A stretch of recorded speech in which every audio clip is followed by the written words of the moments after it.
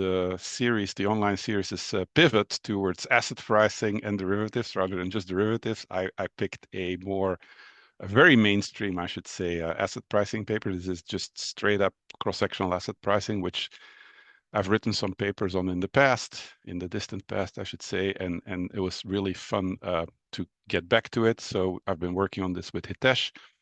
Hitesh is also in this session, and he promised that if you have any questions, you can just type them in the chat, and the organizers will ask those at some point, as Dima said. But Hitesh will also provide some responses in the chat. And so, as Dima also said, feel free to just unmute yourself and ask questions as we go along. All right. So what is this all about? So this is the outline. I'll just cover these points as I go along, and let me jump right in view of the time constraints. What is this all about? Why are we doing this, right? Well, we all know the CAPM, right? So there it is. Okay, very simple model, very old model. We also all know that it has not performed well over the years. I think this needs no explanation. There is consensus on this. There's some really classical papers that I've listed there that convincingly show that the unconditional CAPM doesn't work. And it's just not that it doesn't work well. It's really that the relation between the CAPM beta and expected returns is basically non-existent. It's basically an R square of nearly zero. So what has the response been? Well, of course, since the very start of this literature on the CAPM, the most prevalent answer has been to add risk factors, right? And so these risk factors take many forms. They can be statistical, they can be economical. The machine learning literature has had a lot to say about this recently, and that's all fine. We're just not going to go in that direction. Another direction that people have taken over the years is that some people have argued, yes, the unconditional CAPM doesn't really work very well, but the conditional CAPM works better. And so there's a vigorous debate, shall I say, until today about that. Some people believe the conditional CAPM provides some explanatory power. Some people doubt that. Suffice it to say, there's a lot of room left for improvement. I think that's a fair statement. But in any case, we're not going that direction either. I'm just sort of listing this for completeness. And then finally, I want to mention the literature that I'm sort of going to briefly get back to or make a connection to later, which is a literature that I like very much, which examines the CAPM in specific periods of time. And so one paper there stands out for me that I find very interesting, which is this Saver and Mungo Wilson paper, where they basically say, look, if you look at FOMC announcement days, actually the CAPM works reasonably well, or at least a lot better. And why is that? Well, it has to do with the signal to noise ratio, right? And so so the idea there is that there's a statistical issue maybe with the CAPM, in the sense that if you get periods of time with a more favorable signal to noise ratio, then maybe the CAPM works well. On average, it does not work well because the signal to noise ratio is not so great. All right, so what do? We do something completely different. So this was just by means of background. There's the CAPM. There have been various ways to salvage the CAPM or to argue that this simple, very intuitive model that we all sort of in our gut, of course, appreciate that it should have something to say. Well, we're also going to try to argue that the CAPM has something to say, but we're going to go in a different direction, and we're going to do a beta decomposition. And before you start asking questions about beta decompositions in the literature, existing ones, I'm going to get back to those later, because there are other beta decompositions, but ours is completely different. So I'll get back to other beta decompositions later. We're going to decompose. So just think of the beta of any firm in your cross-section, and we're going to decompose that beta based on its negative and positive co-movements with all other stocks. So in other words, we're going to split up the market portfolio. That's why the word decomposition is in the title. This couldn't be simpler, okay? So here's my traditional beta, covariance over variance. Here's my definition of the market portfolio. It's simply, right, the weighted average of the returns on the components of the portfolio. So N here is the number of stocks in the market, in the cross-section. And then all we're going to do is we're just going to plug in this formula for the market return here into this covariance. That's what I'm doing here. And so all the work I'm going to do is with this expression here in this red box. And so what I want you to focus on in that red box is that there's a sum in there for j going from 1 to n, right? So this is the beta for stock I. And so all I've done is I've basically written out the definition of the market portfolio. And so now what I'm going to do is I'm going to split up that sum. And so I can split up this sum in many different ways, obviously. And so, in an age of machine learning, you could sort of basically say, well, here's an interesting problem that I could give to my bot, like find the most interesting way to split up this sum, right? That's not what we did. Our intuition is let's start from something very intuitive and very simple to split it up. What is the most intuitive split up? Before you even look at the data, it is basically to split this up into negative and positive co-movements, negative and positive covariances. So this is exactly what we're going to do, right? So I just take what's in that box, right? And then I'm going to define two betas. So you have there beta, right, with a minus superscript and beta with a plus superscript. This is both, again, for firm I. So these two sum up to the total beta. So I just take my total beta and I cut it into two pieces. Now you may think the notation is a little bit awkward there, but that's really the most economical notation of denoting the negative and the positive components by writing it as a min and a max of the covariance and the zero, right? So essentially, notation there is maybe a little bit awkward, but all it means is the negative co-movements and the positive co-movements. I hope that's clear and intuitive. So then if you go back to the CAPM, right, what do we have? Well, I start out with my CAPM there. My beta, total beta, right, is the sum of these two. That's by definition. And so therefore, right, I can also write the CAPM as follows.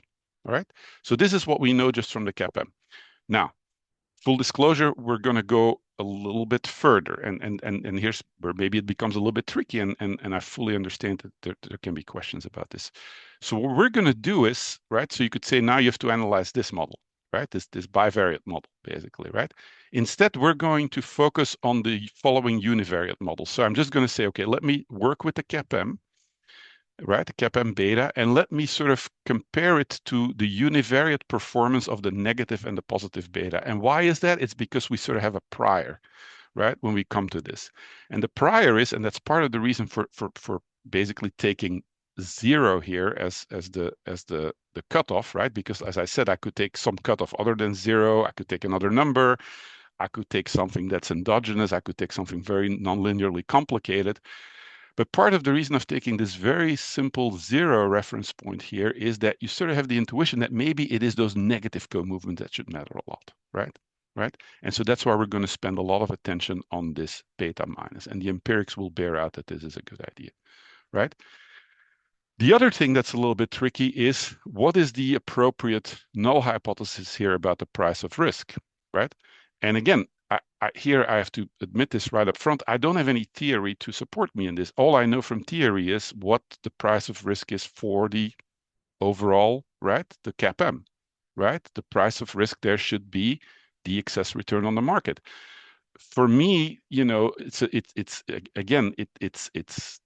just an additional hypothesis, but it's a reasonable null hypothesis to investigate that the price of risk associated with the negative beta and the positive beta would also be equal to the market risk premium, given that they both sum up to the total beta. All right. Okay.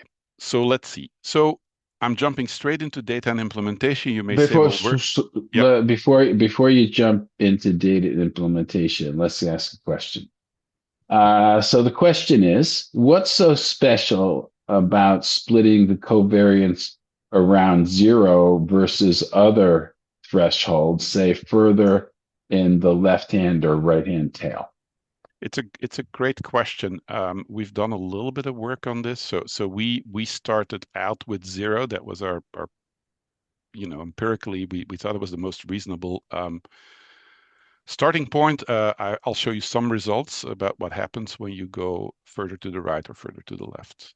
That's towards the end of the paper in section section 5, there, robustness and discussion. So I'll show you some results on that. But the question is great. There's nothing really special about zero, except that it is to me a very intuitive point to start. I'm going to But show it you some. seems it Go ahead. seems that you but zero doesn't come from an alternative theory that just nests the CAPM. You just thought zero seemed reasonable. It seemed reasonable, correct. Um, I'll come back to that in more than one way. I'll show you a picture that exactly answers this question. I'll also comment on it very briefly when I go to the literature on other decompositions, because people have actually used other reference points in the literature. But I deliberately don't want to get into that because I'm afraid we're going to get bogged down in that, and I want to show you the results first. But I will come back to this cutoff point for sure. If I may just quick Yeah. clarifying question about the intuition, because the question was referring to the left tail or the right tail. Mhm. But that's kind of the first place you come to when you see this decomposition. But this is not what you're doing, right? You're not looking at negative returns versus positive returns. You're looking at negative correlations versus, so that's also Correct. kind of intriguing because, in a sense, when the market goes down, if you have a positive covariance, you would expect, that to matter. So here you're saying that it's actually the negative correlation, so kind of the safe asset kind of behavior that is important. Did I get that right? Yeah, there's absolutely, Christian. There's a lot to be said about this remark, and as I just said, I'm going to sort of come back to it in two places. But in fact, because of your answer, I realize I'm going to come back to it at least in three or four places in one way or another. And one Okay. of them is indeed this contrast that you're pointing out between the time series dimension and the cross-sectional dimension. And I agree with you that a lot of the intuition for going further into the left tail has more to do with sort of the tails literature and in terms of sort of how much does tail risk matter, and that that's about sort of very large negative returns on the market, not necessarily about very large negative returns with other components of the market, right? But I'll come back to this in several places. In fact, in just a second, I'll already show you a picture that tells you something about this, because there's some empirical considerations too that again I want to get into once I show you the data. All right. So I'm jumping right in and sort of sidestepping some of these questions for now. Also, importantly, notice I've given you very, very limited literature overview, to be honest, right? I've just said there's the CAPM. We all know what the state of the literature is, and then I'm sort of moving on. And so part of the reason is there's a huge literature on the CAPM. There's a huge literature on factor models. Everybody understands that this is related. Um, but it's sort of related in a very sort of, big picture sense, right? What kind of papers is this idea narrowly related to? Well, actually, interestingly, very few, at least to the best of our knowledge. And we'll be really glad to find out if we missed something that's really closely related or even vaguely related. But we don't find that much. However, there's one interesting literature which has to do with other decompositions that I'm going to get to, and I'm going to cover that in detail once we get to the empirical results. Okay, so in terms of data and implementation, very standard. So we basically just use crisp data. We're going to compute this is important, we're going to compute our betas every month using daily data, right? And then we're going to do a very traditional analysis of monthly portfolio returns, right? So at the end of each month, so think of how you would test a CAPM, right? It's exactly the same story, right? Except here we don't use monthly. We don't use a beta computed from, let's say, 60 monthly returns. We're actually going to compute our beta minus, and beta plus at the end of each month, using the data for the past month. Now you might say, well, why 1 month? Why not 3 or 6? That's in the robustness analysis, right? So we do a couple of other windows, right? Doesn't make any difference, right? 1 month we think is the most logical one. It's not just the most logical one. I think ideally you want to take the shortest window that allows you to estimate this reasonably precisely, which we believe is just about 1 month, right? So what we're going to compute every month is the covariance, and so this is important just to go over this very slowly, because this is very simple, but it's very easy to get it wrong also.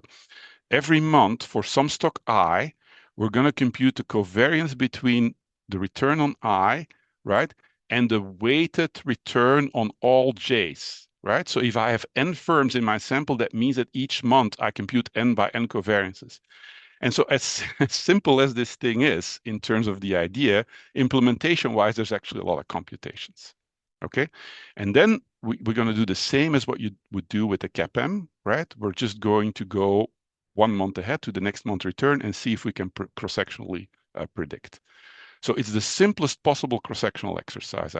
If there's any questions at this point, right, it's pretty standard. All right. Okay, so I'm jumping straight into the results. Here is my, just to show you that, oh yeah, so I should probably mention that the data are from 1962 to 2023, so pretty much the longest time series we can use. Okay, so what would you expect if I implemented this for the CAPM, right? Well, let me stop. Could I ask a question? Sure. So, how many of those covariances do you think are negative in the population? I That's a great, understand there's going to be some sampling variation, but I'm worried that most of the negative covariances are actually sampling variation. okay. Let me go ahead a couple slides to answer Neil's question. It's a great question. It's exactly the question we had. I have to jump ahead a little bit, but I think it's worth it at this point. This is, I think, answers Neil's question. So this is basically all those components that I showed you there, right? So all those covariances. This is what we call the unconditional histogram. So this is basically the histogram for all stocks for all months. We just lump them together in one big histogram, and this is what it is. And so Neil's intuition is exactly what I was worried about too, which is that, hey, of course, on average, we know that the covariance is positive. So how many negative components are you really working with? And the answer is a lot. Of course, there's less of them than there are positive ones, right? But as you can see here, right?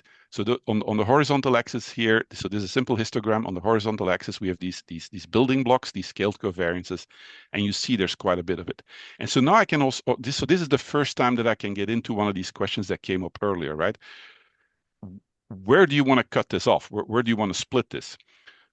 We split it at 0, and to us, that's the most intuitive place. And then you could go to the right or you could go to the left. But it's, of course, very intuitive that the further you go to the left, right, at some point, you're going to run out of observations because remember, this is the unconditional histogram, but if you do this on a month-by-month basis, right, at some point you're going to run out of observations. So you got to be really careful not to go too far to the left.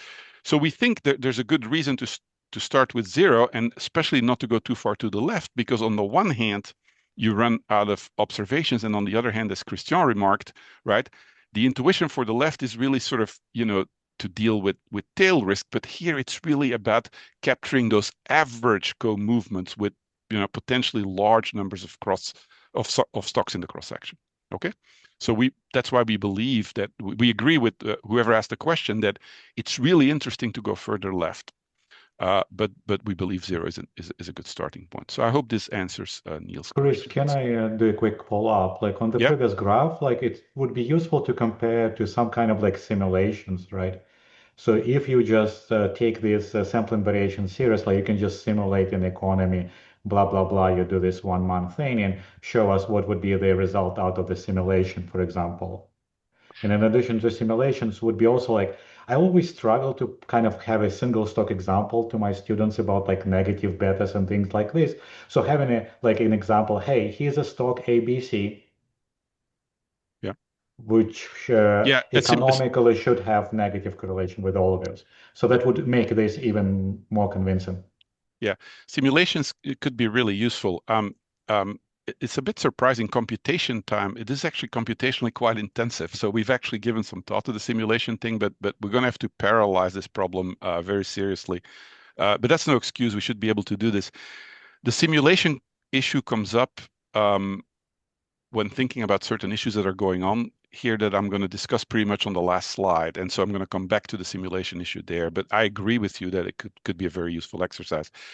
If you're worried about a sampling error, though, here in particular with those negative building blocks, those negative scaled covariances, as Neil also was mentioning, to some extent, you deal with that when you use larger windows, right? Because if you use a 1 month window and you're worried that you have very few observations, right, in order to compute those covariances, if you use longer windows, that problem goes away and the result is very robust. So that is one indication that I don't think it's an issue, but it's definitely worth considering.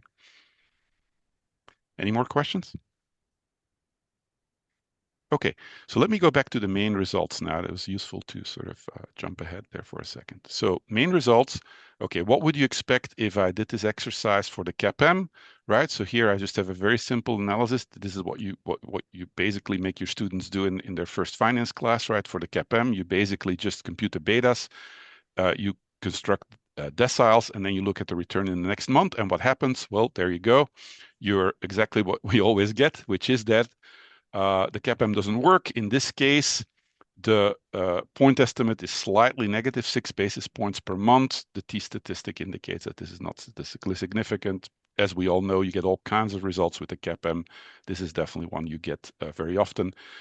But in general, it's neither economically nor statistically significant. So now we go to the two components. First, beta plus. What happens when you use beta plus? So again, here I do the same exercise. What do I get? Well, in this case, the high minus low is also negative, so also opposite of what theory tells you it should be. And the t-stat also indicates that it's not statistically significant. And then as you might guess, otherwise we wouldn't be sitting here, something very different happens when you now do the same analysis for beta minus, right? Here it is. So what we get is a high minus low of 43 basis points. So that's 43 basis points per month. You have to multiply that by 12. So you get to something like 5 and something % per year with a t-stat of 2.51. Now, if you look at the pattern of the next month returns, it is not monotonic. We would like it, ideally, we would like it to be monotonic, but it is kind of interesting. Very often when you sort of do these sorting exercises, remember that it either depends on the P1 portfolio or the P10 portfolio and very little else. That's not really what's going on here. You can clearly see, right, in the first 3 portfolios, these returns are significantly lower, right? And then they sort of go up and then they plateau and actually decrease a little bit. But there's definitely, I think there's a very, very clear pattern here. The other thing that's interesting is that you can look at the relationship. So by construction here, if you look at the beta minus, of course, by construction, right, your beta minus is increasing. But what is the relationship with the beta and the beta plus? So we can sort of spend a lot of time, sort of working our way through this graph. But probably the easiest way to look at that would be to just look at the correlations. And there's a very important message here, I think. So what do we have here? At every point in our sample, so every month, we basically compute the cross-sectional correlation between the betas, and then we just average that over the sample. And so what you see here is that your beta, your traditional CAPM beta, is very highly correlated with the beta plus. Correlation is 0.85 on average. It is also positively correlated with the beta minus, but it's much lower. It's 0.44. And then, importantly, the beta minus and the beta plus are almost uncorrelated. Correlation is minus 0.05, right? And so this, we think, drives a lot of the results. This basically explains why, given that beta doesn't work, beta plus also doesn't work, because it's very highly correlated. And then beta minus seems to contain very different information. All right, so this is the histogram then, sort of supporting the logic that when we construct these beta minuses, there are sufficient observations in there actually to do this. But we've already gone over this, so I think at this point we can skip it. What do you do next when you do this kind of exercise, right? So you go through the normal sort of procedure here, where the next thing you do is you estimate a Feynman-Macbeth regression, right? So there's certain advantages to sorts because you pick up some nonlinearities, and there's also certain advantages to doing Feynman-Macbeth regressions, and ideally you want your findings to show up in both. So what are we going to do here? This is a first set of Feynman-Macbeth regressions. I'm just going to limit myself to those 3 betas: total beta, beta minus, and beta plus, right? And so what do we see? Well, first of all, we, of course, confirm our results that the CAPM does not work, right? So you get a negative loading there on the CAPM, kind of consistent with the sorts. We also get that beta plus doesn't work. It doesn't work. You might say, well, that's a pretty high t-stat, but of course the sign is not, it's negative. So that's not what you would expect. And then what you get is that beta minus here confirms the results from the sorts, right? So this is, again, at the monthly level, right? It's basically 71 basis points risk premium. So you can multiply this by 12. So what you get here is actually that what you would want to get here is, of course, you would want to retrieve the market risk premium. Again, remember, I hope I was very careful there, right? It's only under the CAPM, which is a full-fledged theory, that we would expect to recover the market risk premium here. I sort of said, well, it's kind of reasonable maybe that both beta minus and beta plus would also help you recover the market risk premium, but that's speculation to some extent. This being said, the number that you get here is not unreasonable. So multiply that number by 12, you get something like 8.5%. That's a little bit higher than the market risk premium in our sample, which is closer to 6%, I think. Okay. All right. So next question. What happens when you put these betas in a multivariate regression, right? So does the performance of beta minus survive including the total beta and the beta plus? Note that I cannot include all three, right? Because those would be perfectly collinear, obviously, given that the two betas sum up to the total beta. But what I can do is I can basically include beta in the regression, and I can include beta plus in the regression with the beta minus. And what you see here is that both the loading, and so I forgot to mention this, but it's highly statistically significant, both the loading and the statistical significance do not change by much when you include either beta or beta plus. Everybody sees the red box, right? So that's basically tells you that beta minus survives, including beta and beta plus. All right. What do you do next? Well, so you're sort of going through the motions here, right? So what do people do in cross-sectional papers to make sure their effect is robust? Well, the next thing they ask you to do is go to the literature and look at existing explanations of the cross-section and see whether your proposed characteristic, I'm going to call it a characteristic here, whether your proposed explanation, your proposed characteristics survives including other characteristics. And this is where it gets really interesting, in my opinion. Okay. So what we have here, before I'm going to show you those Fama-Macbeth regressions where we include other characteristics, I'm just going to look at the data first. And so what I have here is that I have my 10 portfolios, and I'm just going to look at how do those portfolios look like, right? So when I look at portfolio 1, portfolio 2, all the way to 10, are there notable differences in those portfolios from the point of view of characteristics? And so I've sort of have the very traditional characteristics here that we always look at, of course, size and book to market, but also momentum. And this is, and I just went too quick there because my keyboard is too sensitive. So momentum, RV is realized variance, IVOL is idiosyncratic volatility, and then we have illiquidity and we have reversal.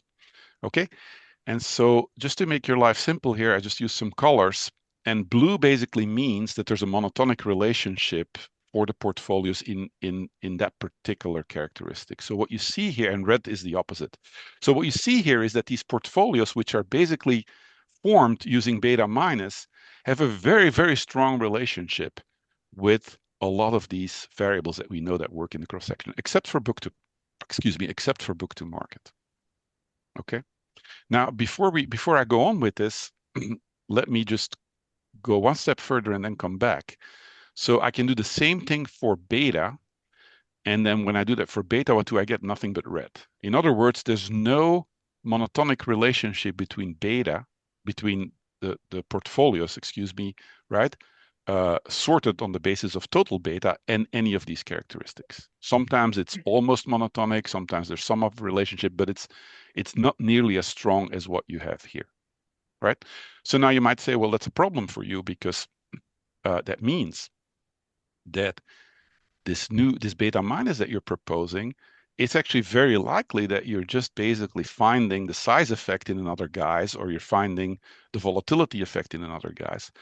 Well, maybe we'll take a look at that in a second. We'll see whether the beta minus survives when you put in these characteristics. And the short answer is it does.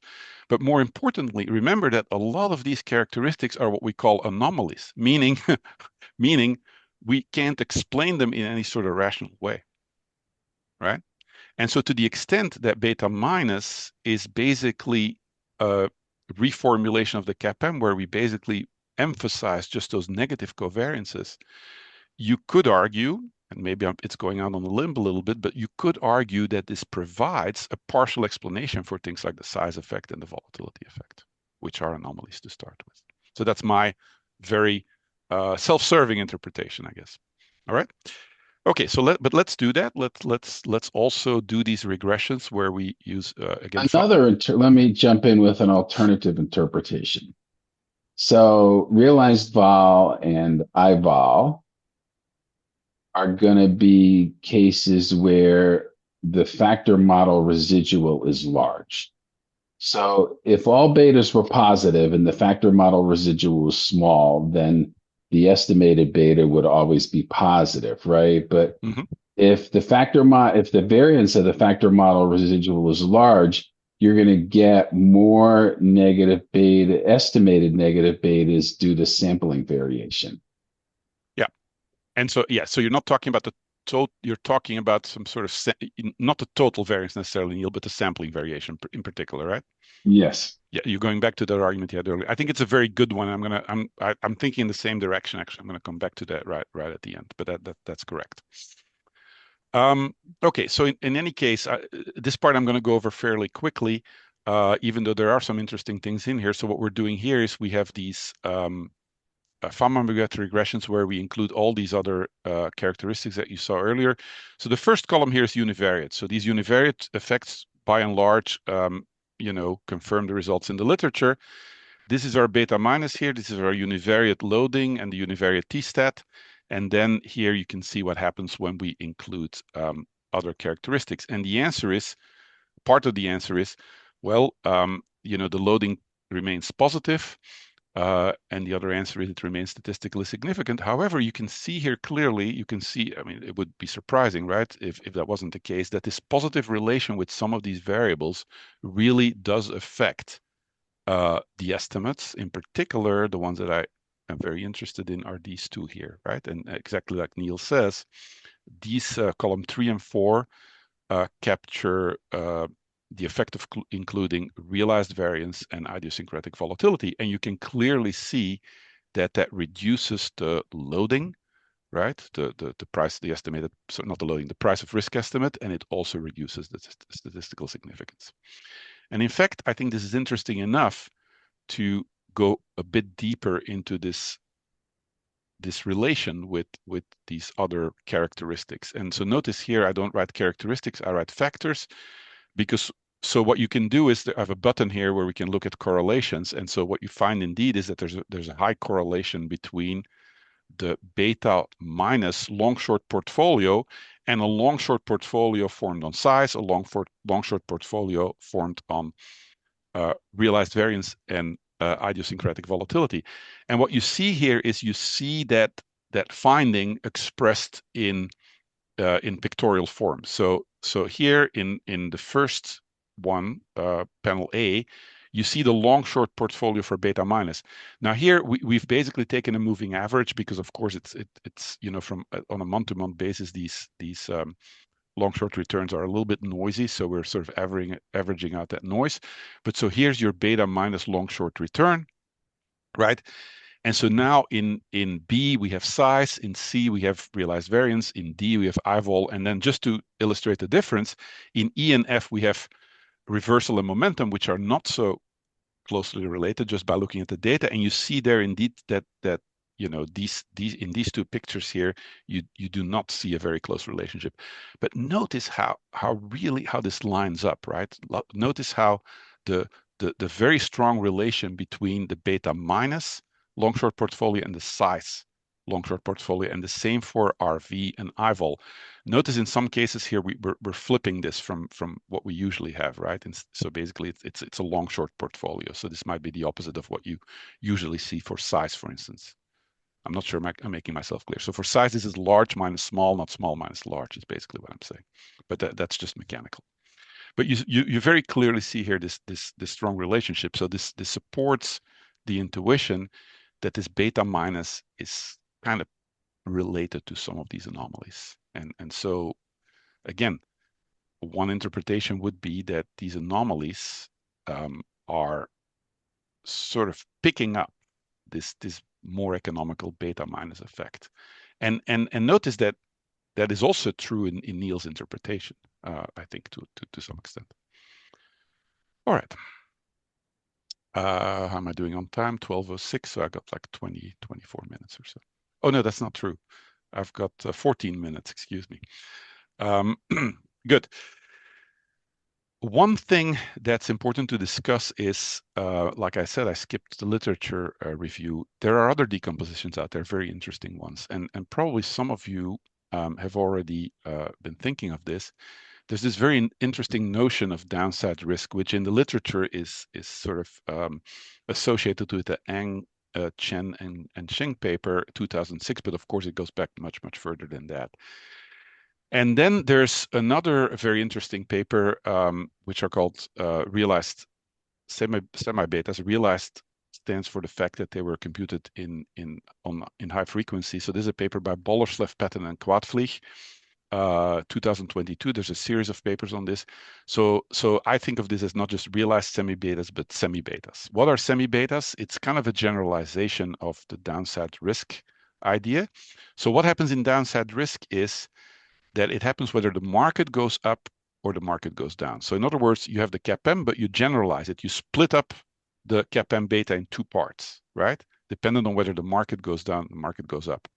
What happens in Tim and Andrew and Rohir's paper is that, right, you split it up in another way, right? So it's not just the sign of the market that matters, it's also the sign of the stock. So now instead of having a beta split up in 2 betas, you have a beta split up in 4 betas. Why am I going through this in some detail? Because I know some of you are thinking of this when I'm talking about splitting up in negative and positive beta, but our approach is completely different conceptually. And why is this? It goes back to something Christian said earlier. It is that in these two concepts, downside risk and semi-betas, the only thing that matters in the decomposition is what happens to either the market return or the return on stock I at time t.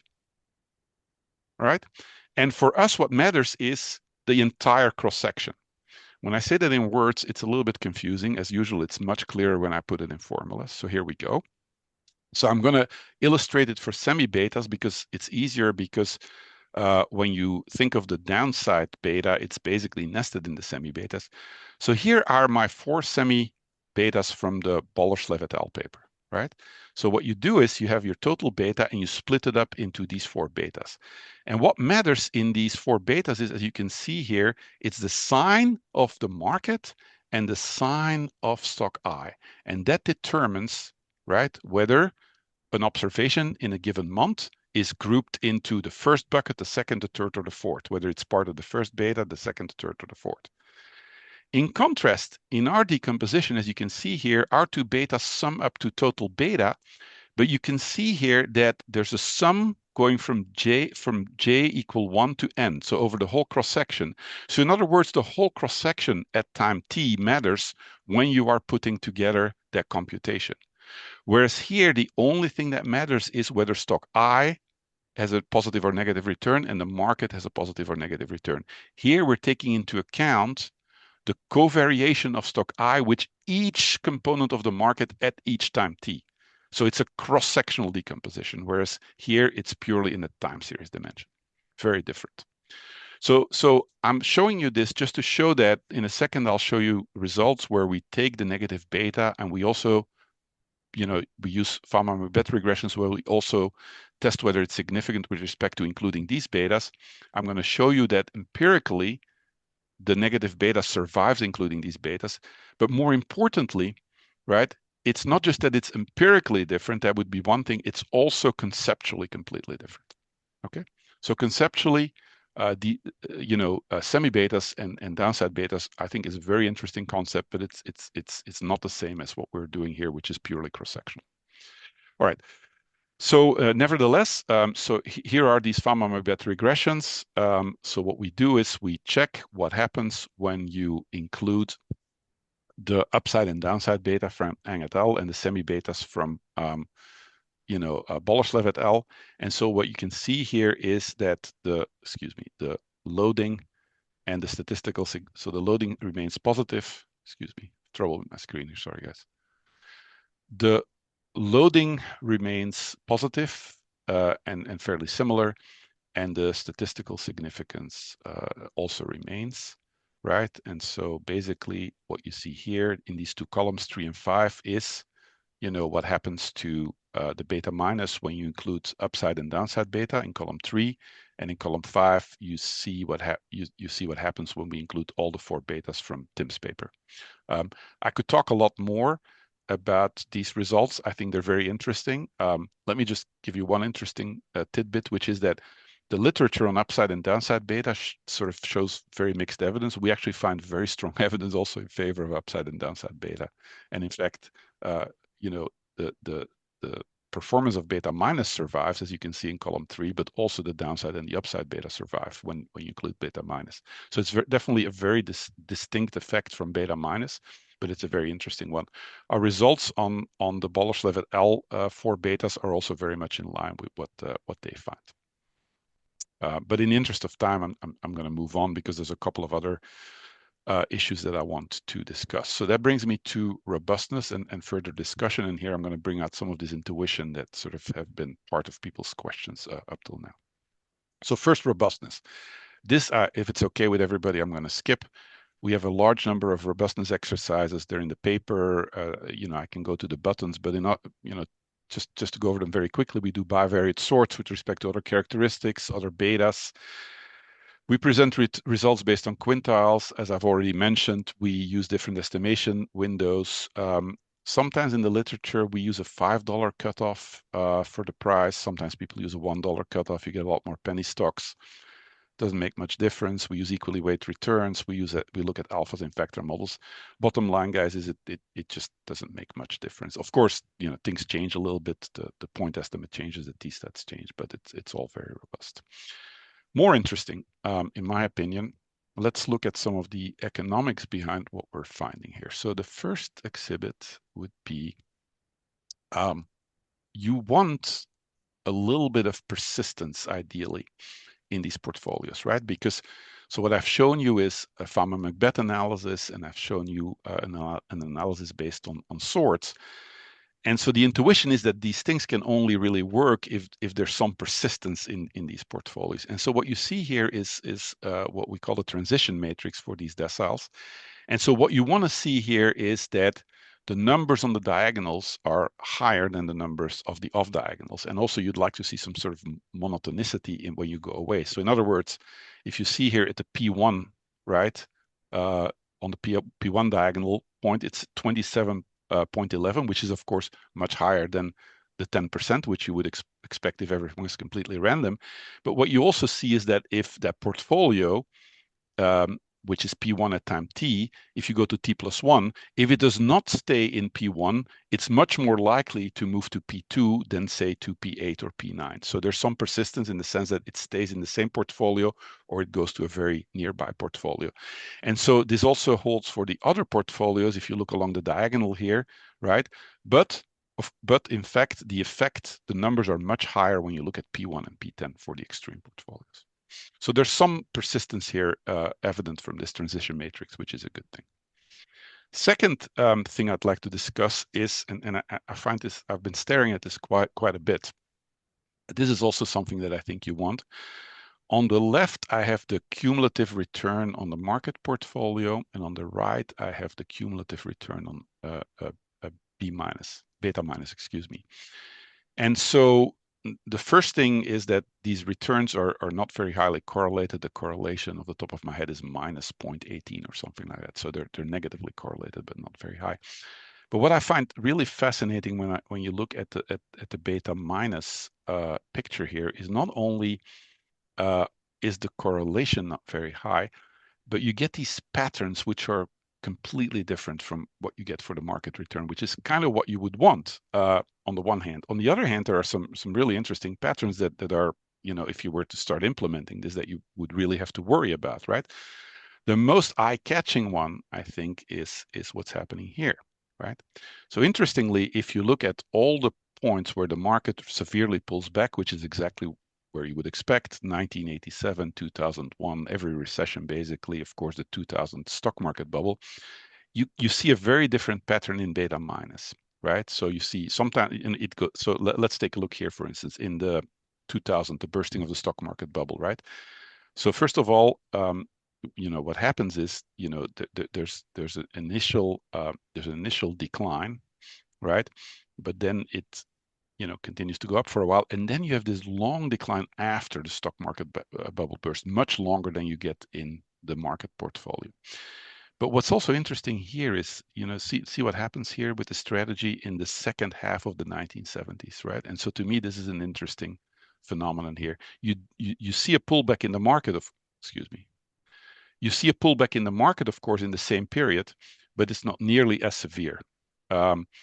What happens in that period? Well, that's a period of very high inflation. And interestingly, you can see, I'm going to stop using my cursor because I keep on flipping back and forth. So I'm just going to try to direct your attention to this without using the cursor. So look at what happens in the second half of the 1970s, right? You get a much more prolonged decline in this long short portfolio compared to the market portfolio. And then it really turns around incredibly sharply just after 1980, which of course means new administration, Reagan administration, new policy from the Federal Reserve, right? New tax policy, et cetera, et cetera, et cetera. So there's definitely something going on there in terms of correlation with macroeconomic aggregates and economic policy. Third, there's some really interesting results here, which we haven't fully explored yet in terms of industry. So just sort of to give you a rough idea here, what we do here is we take the 12 pharma French industries, and I don't really have time to go through all of them in detail here, but you see there on the vertical axis, you see the 12 pharma French industries.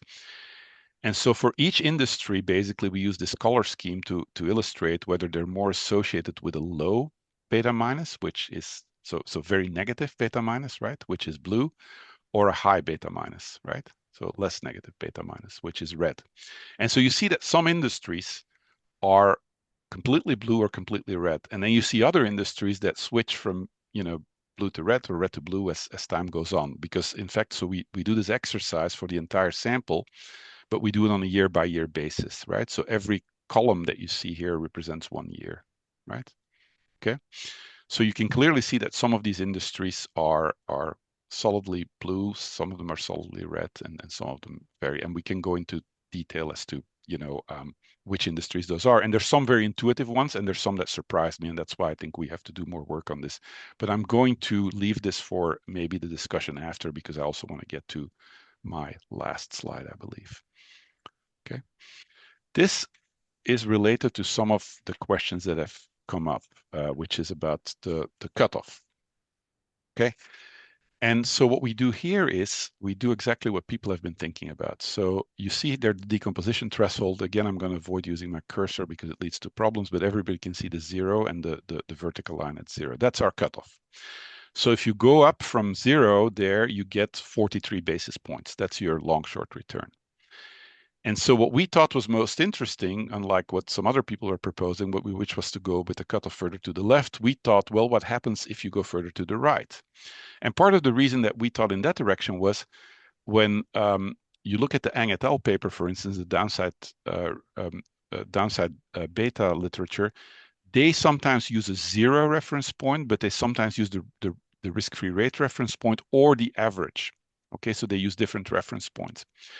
And so what we find very interesting is that as you go to the right, if your decomposition threshold becomes bigger than 0, eventually what happens? Well, you can see there all the way on the right, we have total beta. So in other words, if we go all the way to a very large number, right, that means that we're now including all observations. That means we're back to total beta.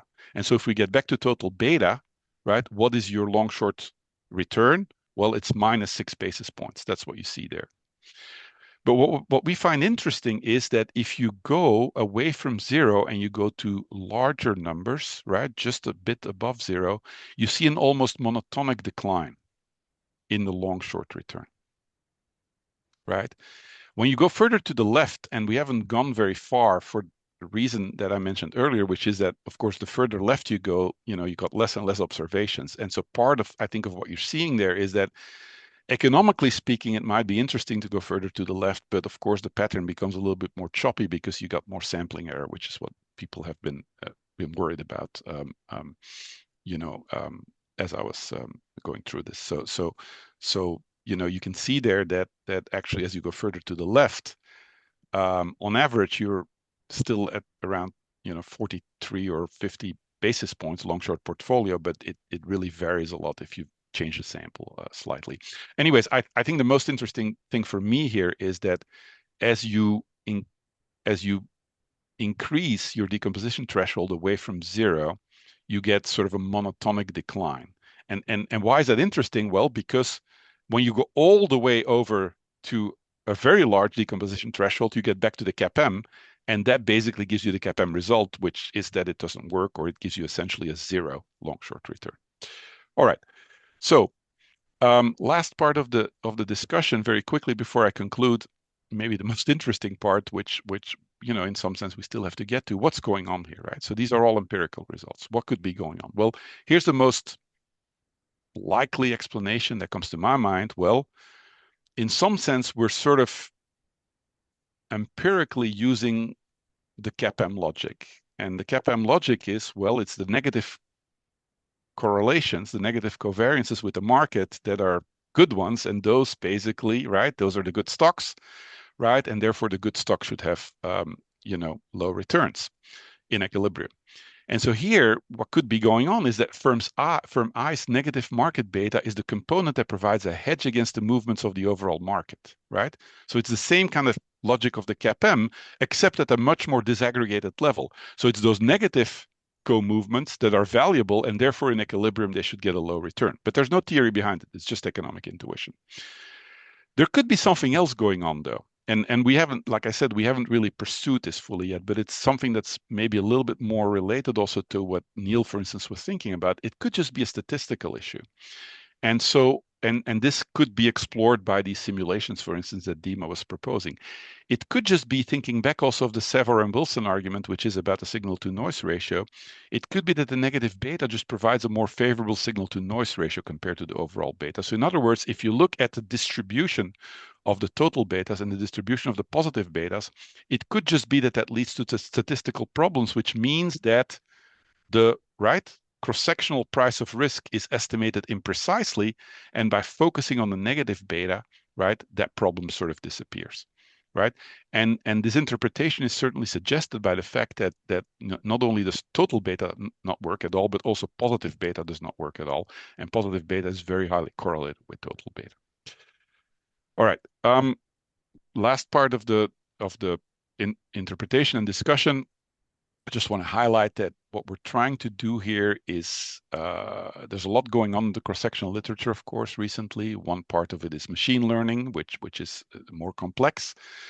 But I think we're still in this phase of the literature where we're trying to move away from the factor zoo. I just want to highlight that what we do is, I think, very much in line with that. We're trying to think about factors and characteristics that, if not suggested by theory, are at least suggested by economic intuition. We're using a parsimonious model.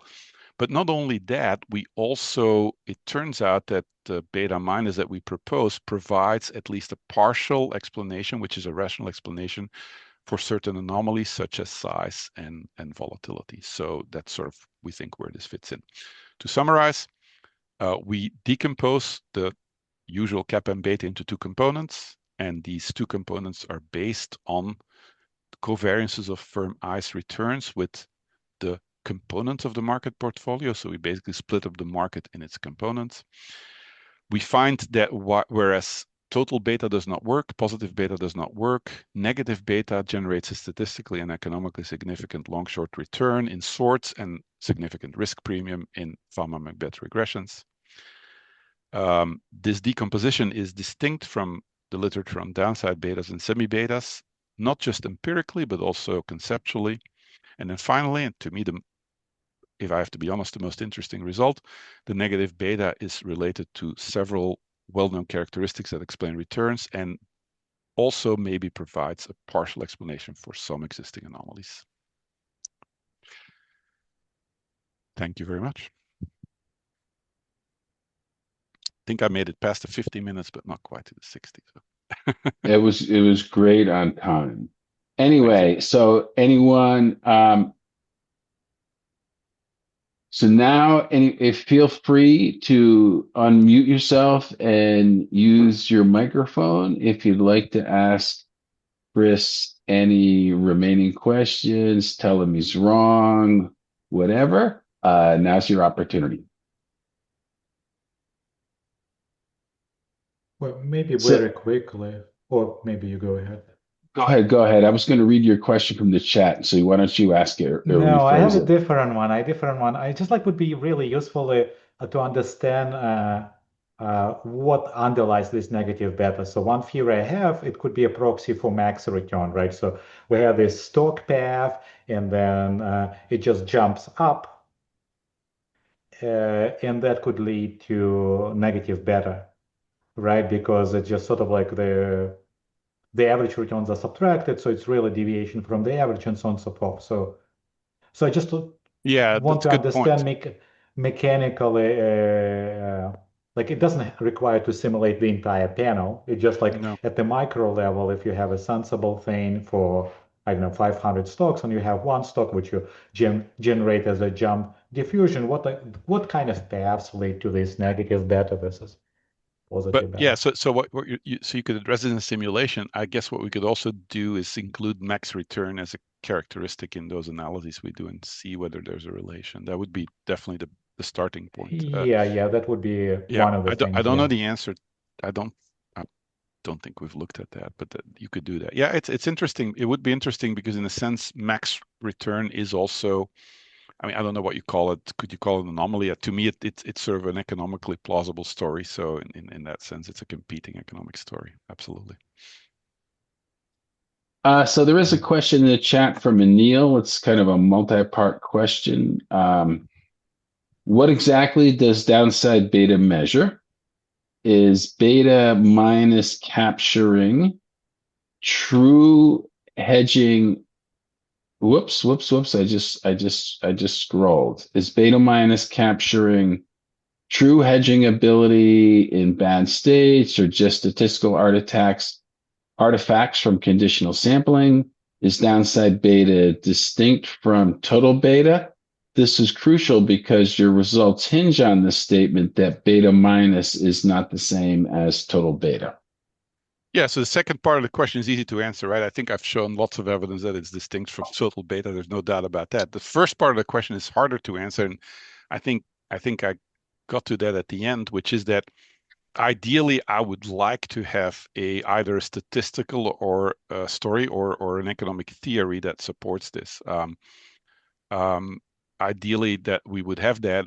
We sort of we're basically at the point where I think that would be a logical next step for somebody to do. We just figured that this seems to be a very robust fact, and frankly, we're happy to get it out there because it's so obvious and so robust that if we didn't do it, somebody else would do it. So so that's where we're at. But I don't disagree with Anil that we would like to be on a firmer footing in terms of what the justification is for this empirical finding, no doubt.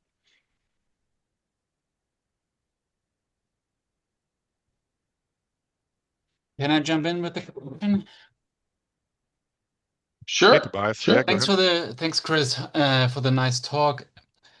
I'm thinking I think you do two things differently than standard beta. You have the threshold, and you do it for all stock pairs individually, and you have the threshold.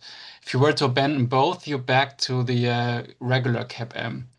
So two things If you might go all the way to the right with the threshold, yes, right. including So more and more. Yeah, exactly. if there were no idiosyncratic parts of the return, I think it would also be back to regular beta, right? Just hypothetical if there's no idiosyncratic component. So by doing both at the same Uh, time, I'm not sure I see that one. If there's no if all idiosyncratic stocks component. were beta times the market and no idiosyncratic part, I mean, just for I example. see. Yeah, okay, I see. Yeah, so you're thinking of simulation. Yeah, okay, good. Go ahead. So I'm thinking by doing this with pairwise, Yeah, that I think is the new part, and I would be curious what this buys you both conceptually yeah, and empirically. So you could probably break the two components up and do only one of them. yeah. No, I think it's a good point, Tobias, and I think you're thinking in many ways in a similar direction as I think Dimitri is thinking, and maybe Neil too, and frankly, we're also thinking, which is that some sort of simulation where you address some statistical issues. would be very useful. We're not quite sure. This is maybe surprising because it's simple, but I've already said it's quite computationally intensive, but some sort of simulation would be useful. And that doesn't necessarily exclude the fact that there would be an economic story behind it, but it would definitely be insightful to start from a CAPM benchmark and then start introducing different variations. Like you said, one of them would be idiosyncratic risk, another one would be maybe measurement error, traditional measurement error problems with the CAPM, and see how this also surfaces. That's definitely a direction that you could take this in. My worry there a little bit would be that there's various experiments that you could think of, and that combined with in fact the computational burden here, I don't know where that's going to end. Is I guess what I'm saying, but and so to some extent I'm glad to leave it to somebody else, but we'll see. But I think it's a very interesting direction to think in for sure. One other thought is, I mean, I think it's fairly easy to tell a misvaluation story, right? Let's suppose you think that all stocks should have positive betas.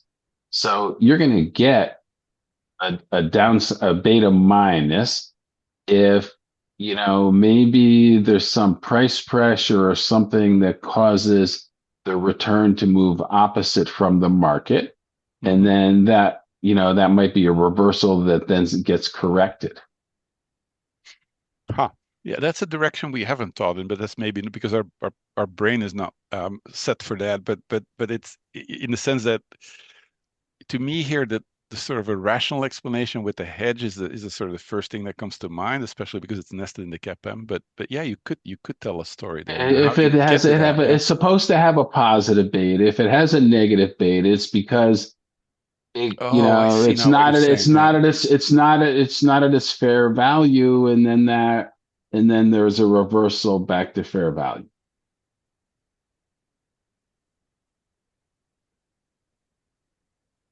Yeah. Think of it like a pair trading strategy, right? Yeah.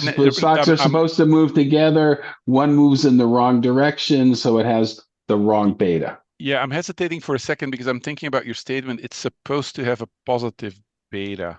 So remember that you, maybe I'm missing something here, but you can have these negative components and still have a positive beta, right? Okay. So the two don't exclude each other. That's where I think it gets a little bit tricky, right? Because you're basically splitting out, you're splitting out the total beta into negative beta and positive beta, but before you do that, you're basically splitting out the beta into all these components, right? Into the whole cross section. And a stock can have a positive beta, but it can be negatively correlated with a significant fraction of the cross section, I think, that's what's going on. And so what we're finding here is that's the part of the market that part of the covariances is basically the part that's being priced, right? Now, whether that is for a rational reason or whether there is some sort of misvaluation story there, that's we certainly haven't gotten in that direction, mainly because there are a lot of other things that we haven't gotten to. But yeah, but we were more thinking of sort of the hedging story, which is sort of consistent with the CAPM argument.